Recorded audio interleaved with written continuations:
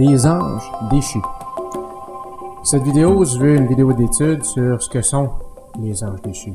Lorsque Paul nous parle qu'il y a une guerre qui est spirituelle, et non pas charnelle, physique, on doit vraiment comprendre l'origine de ce combat spirituel, d'où nous vient ce combat. C'est certainement pas une vidéo pour glorifier Satan ou les anges déchus, les démons qui sont auprès de lui, mais certainement pour celles et ceux qui, comme moi, auraient déjà, avant de venir au Seigneur, avant de venir au salut, pour celles et ceux qui, comme moi, ont connu ce qu'était le monde spirituel, le monde occulte, je pense qu'on est conscient, quand on lit les passages qu'on regardera ensemble aujourd'hui, on était déjà convaincus de ces choses. Alors, regardons Genèse, chapitre 1er, 6e plutôt, pardon, le chapitre 6, les 7 premiers versets. Or, il arriva que quand les hommes eurent commencé à se multiplier sur la terre et qu'ils eurent engendré des filles, les fils de Dieu, voyant que les filles des hommes étaient belles, prirent pour leurs femmes de toutes celles qu'ils choisirent. Et l'Éternel dit, « Mon esprit ne plaidera point à toujours avec les hommes, car aussi ils ne sont que chair, mais leurs jours seront de 6-20 ans. » Il y avait en ce temps-là des géants sur la terre. Lors, dis-je, que les fils de Dieu se furent joints avec les filles des hommes, et qu'elles leur eurent donné des enfants. Ce sont ces puissants hommes qui, de tout temps, ont été des gens de renom. Or, l'Éternel, voyant que la malice des hommes était très grande sur la terre et que toute l'imagination des pensées de leur cœur n'était que mal en tout temps, se repentit d'avoir fait l'homme sur la terre et en eut du déplaisir dans son cœur. Et l'Éternel dit, « J'exterminerai de dessus la terre les hommes que j'ai créés, depuis les hommes jusqu'au bétail, jusqu'aux reptiles et même jusqu'aux oiseaux des cieux, car je me repens de les avoir faits. » Par la suite des choses, on connaît le jugement de Dieu sur la terre. À ce moment-là, Dieu a détruit toute vie qui était là par les eaux du déluge, toute vie humaine, sauf Noé et sa famille. Alors, vous pouvez lire la suite des versets suivants du livre de la Genèse, au chapitre 6, et les chapitres suivants aussi, 7 et 8, vous allez voir de quelle façon Dieu a amené son jugement sur la terre pour effacer ce qui avait été fait, pour reprendre à zéro avec la famille de Noé. Ce qu'on voit ici, dès les débuts, on nous parle les fils de Dieu.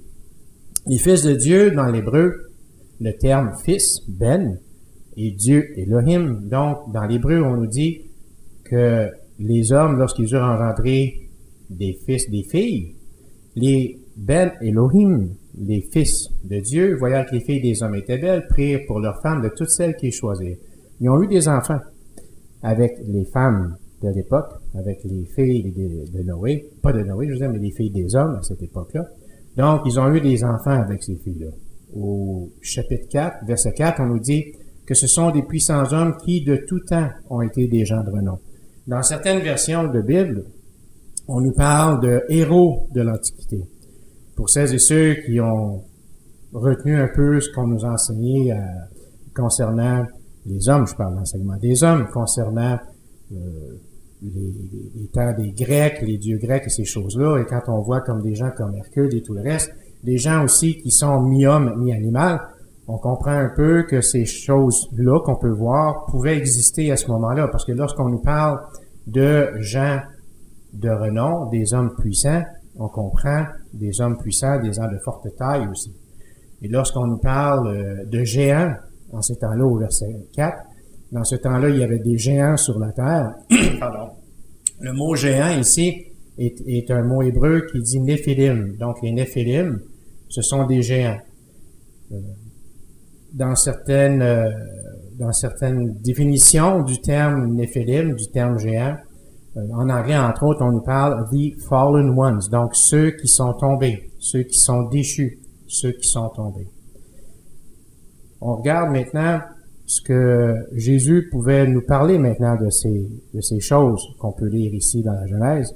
Est-ce que ces temps-là sont terminés? Est-ce que les temps où les fils de Dieu, est-ce que ces temps-là sont éliminés complètement, terminés? Aujourd'hui, comme on se parle dans notre ère, dans notre siècle, aujourd'hui, dans notre siècle présent.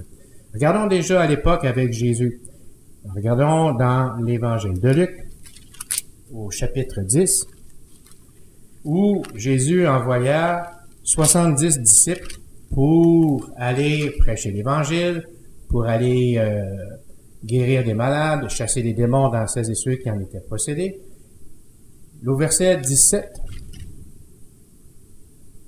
17 à 20, on voit maintenant les 60 disciples qui reviennent à Jésus. Ils leur disent, et ici on dit, « Or, les 70 s'en revinrent avec joie, disant, « Seigneur, les démons même nous sont assujettis en ton nom. » Et il leur dit, « Je contemplais Satan tombant du ciel comme un éclair.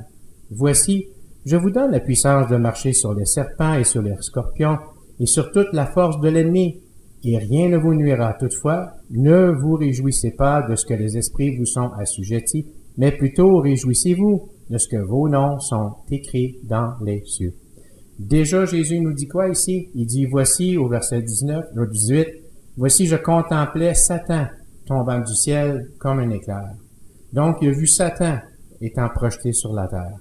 Regardons Job. Allons voir Job au niveau des fils de Dieu, parce qu'on comprend que tout à l'heure dans la Genèse, on a vu de quelle façon Moïse nous décrit que les fils de Dieu étaient venus vers les filles des hommes. Mais on va regarder un petit peu plus loin avec Job. Job lui-même a eu, dans son livre, il nous raconte, Jésus vient nous dire, lui, que Satan a été précipité sur la terre. Et Job nous dit quoi? Regardons les versets, au chapitre 1 de Job, les versets 6 et 7. « Or, il arriva un jour que les enfants de Dieu vinrent se présenter devant l'Éternel, que Satan aussi entra parmi eux. Et l'Éternel dit à Satan, « D'où viens-tu? » Et Satan répondit à l'Éternel en disant, « Je viens de courir çà et là par la terre et de m'y promener. » Même chose au chapitre 2. Puis, je vous encourage fortement à lire Job. On voit de quelle façon cet homme-là qui était juste a été malmené par Satan. Mais il se présentait devant Dieu pour avoir l'autorisation, pour avoir la permission, pour dire à Dieu, OK, laisse-moi atteindre telle portion de sa vie, puis on va voir s'il va te renier ou non. Chapitre 2, Satan fait la même chose. À nouveau, il se présente au chapitre 2, les versets 2.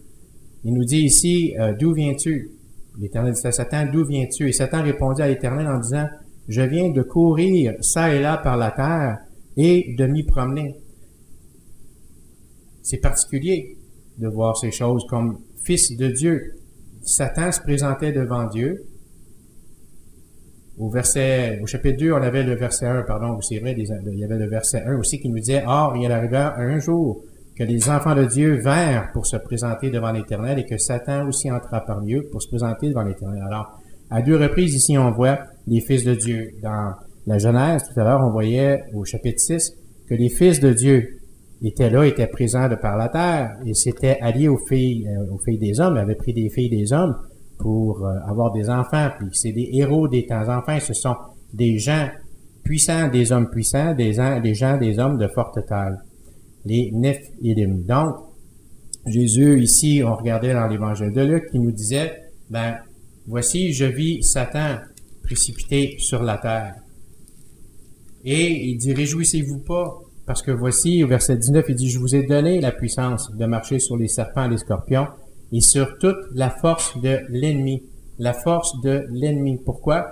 Parce que, juste un peu, les versets ici, au verset 17, les 70 disciples disaient qu'ils avaient été vraiment dans la joie en disant, les démons même nous sont assujettis en ton nom.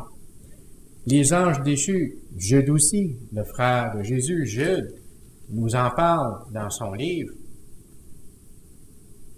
Si on regarde ici au verset 5 et 6. Jude nous dit, « Or, je veux vous faire souvenir qu'une chose que vous savez déjà, c'est que le Seigneur ayant délivré le peuple du pays d'Égypte, il détruisit ensuite ceux qui n'avaient point cru, et qu'il a réservé sous l'obscurité dans les liens éternels, jusqu'au jugement de la grande journée, les anges qui n'ont point gardé leur origine, mais qui ont abandonné leur propre demeure. » Ils ont abandonné leur demeure. Ils n'ont pas gardé leur origine. Ils sont pas demeurés dans la présence de Dieu, eux, ce qu'ils voulaient, ces anges-là, ont préféré suivre Satan. Jean, dans l'Apocalypse, nous fait part du même processus, de la même chose aussi concernant ces anges. On se rappelle, Jésus disait, j'ai vu Satan précipité sur la terre. Ici, Jude nous dit qu'il y a les anges sont préservés pour le jugement, les anges qui n'ont pas gardé leur origine. Ici, à l'Apocalypse, au chapitre 12 de l'Apocalypse, Jean nous parle à nouveau ici aussi de ces anges qui ont été déchus de Satan, qui a été précipité sur la terre. On voit ici le chapitre 12 et versets 3 et 4. Jean nous dit, il paraît aussi un autre signe dans le ciel, et voici un grand dragon roux, ayant 7 têtes et 10 cornes, et sur ses têtes 7 diadèmes. Et sa queue entraînait la 3e partie des étoiles du ciel et les jeta sur la terre. Les étoiles, ce sont des anges qui sont représentés ici à l'image d'une étoile. Alors Satan, le grand dragon roux, était là, entraînant avec lui, en étant précipité sur la terre, entraînant avec lui, la 3e partie des anges. Alors on s'entend, c'est des myriades de myriades, que Jean aussi nous parle des anges. Et maintenant, on voit qu'il y en a une 3e partie qui ont été précipités. Le verset 9 du même chapitre nous dit, « Et le grand dragon, le serpent ancien, appelé le diable et Satan, qui séduit le monde, fut précipité en terre, et ses anges furent précipités avec lui. » Non seulement Satan fut précipité sur la terre, le chapitre 12, verset 3 et 4 nous dit que le dragon a entraîné dans sa queue 1/3 des anges. Le même chapitre, verset 9, Jean nous dit que dans sa chute, il a été précipité en la terre et dans sa chute, les anges ont été précipités avec lui. Retournons dans les évangiles avec Jésus. L'évangile de Matthieu au chapitre 24. L'évangile de Matthieu, chapitre 24. Le chapitre 24 nous parle de la fin des temps, de ce que ressemblera la fin des temps, l'avènement du Fils de l'homme, l'avènement de Jésus, son retour parmi nous. Il nous fait part dans le chapitre 24 de plusieurs fléaux qui vont être connus de par le monde, que ce soit au niveau de guerre, au niveau de peste, de famine, de grands fléaux aussi au niveau naturel, de ce qui pourrait se passer, ce qui va arriver. Donc, Jésus prophétise ici concernant la fin des temps. Et regardons les versets 37 à 39 du chapitre 24 de Matthieu.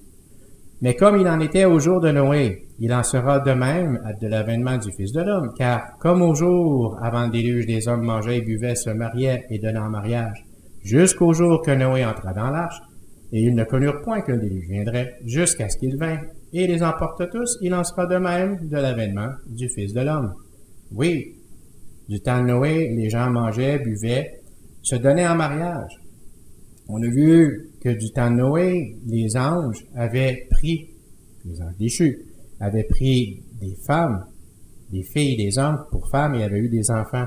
Jésus nous dit, comme il en était au jour de Noé, il en sera de même du Fils de l'homme. Donc, tout ce que cette génération-là vivait du temps de Noé sera à nouveau présent, cette situation-là, dans les temps de la fin.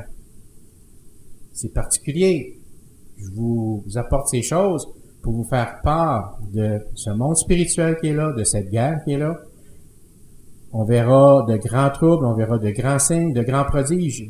Ces gens auront une puissance que les hommes ne connaîtront pas. On peut comprendre, moi en tout cas, je le remarque depuis plusieurs années, quand on regarde dans les nouvelles, les bulletins de nouvelles, on voit ce qui se passe au niveau de la déchéance, au niveau de la méchanceté, de la criminalité, au niveau de la condition de la génération présente, de la conscience des hommes. On se rend compte de cette puissance aussi que certains possèdent déjà. Pour celles et ceux qui connaissent un peu ce monde spirituel, ce monde de l'occulte, il y a eu des témoignages même qui ont été donnés, des gens qui ont été, des enfants qui ont été enlevés, qui ont été rendus esclaves, des esclaves sexuels pour des manifestations sataniques, pour justement voir à ce que ce qu'on lisait dans la Genèse se reproduise à nouveau. Ces gens-là témoignent maintenant, ceux qui ont été délivrés, qui ont été libérés. On a des témoignages intéressants à ce niveau-là. Quand je dis intéressant, pas pour attirer notre attention, mais du fait que l'on justifie, on prouve encore que ce qui se passait du temps de Noé, comme Jésus disait ici dans Matthieu, on le verra aussi dans les temps de la fin. Donc, c'est une mise en garde de ce qui se passe autour de nous. Soyez prudents, veillez à ce qui se passe autour, regardez à ce qui advient maintenant. On regarde, par exemple, au niveau, dans les médias, souvent, on peut le voir aussi, là, sur Internet, il y a des gens qui ont fait des travaux, qui ont fait des recherches à ce niveau-là. Il faut être prudent, c'est certain, parce qu'on est rendu maintenant où les gens débordent un peu à ce qui a trait à Satan, c'est un serpent. Jésus disait, bon, vous êtes les fils du diable, donc vous êtes les fils de Satan. Les gens vont déraper, puis vont aller jusqu'à dire, ah, il y a une race de gens maintenant qu'on appelle les reptiliens. Donc, c'est des gens qui sont issus de reptiles. Donc, on peut s'entendre le lien que ces gens-là essaient de faire en ramenant Satan dans tout ça. C'est sûr, il n'y a rien de biblique là-dedans. Dieu n'en parle même pas. Ce que Dieu nous parle, par contre, c'est ce qu'on vient de regarder aujourd'hui. Ça, il faut s'y attarder. Ça, il faut s'y attacher abondamment. Paul, dans Éphésiens, nous fait part de ce que, déjà, à ce moment-là, où il était présent lui-même, Paul, de ce qui se passait à cette époque. Il n'y a rien de changé aujourd'hui. Paul, dans Éphésiens, le chapitre 6. Regardons les versets 12 à 17. Paul nous dit, « Nous n'avons pas à combattre contre le sang et la chair, mais contre les principautés, contre les puissances, contre les seigneurs du monde, gouverneurs des ténèbres de ce siècle, contre les malices spirituelles qui sont dans les airs. C'est pourquoi prenez toutes les armes de Dieu afin que vous puissiez résister aux mauvais jours. Et après avoir tout surmonté, demeurez fermes. Soyez donc fermes, ayant vos reins ceints de la vérité, et étant revêtus de la cuirasse de la justice, et ayant les pieds chaussés de la préparation de l'évangile de paix, prenant surtout le bouclier de la foi, par lequel vous puissiez éteindre tous les dards enflammés du malin. Prenez aussi le casque du salut et l'épée de l'Esprit, qui est la parole de Dieu. Attachez-vous à la parole de Dieu. Je vous encourage, comme à chaque vidéo, prenez votre Bible, lisez la parole, regardez ces versets qu'on regarde ensemble, lisez-les, revisitez ces vidéos, prenez en note les versets, regardez ce que la parole de Dieu a à nous dire. Oui, on est dans un monde où il y a une guerre qui est spirituelle, de plus en plus prenante. Plus on avance dans le temps, ça c'est évident. Soyez revêtus de toutes les armes de Dieu pour résister aux embûches du diable. Il y a de la séduction dans le monde. Dieu dit qu'à la fin des temps, il va envoyer une puissance d'égarement aux gens.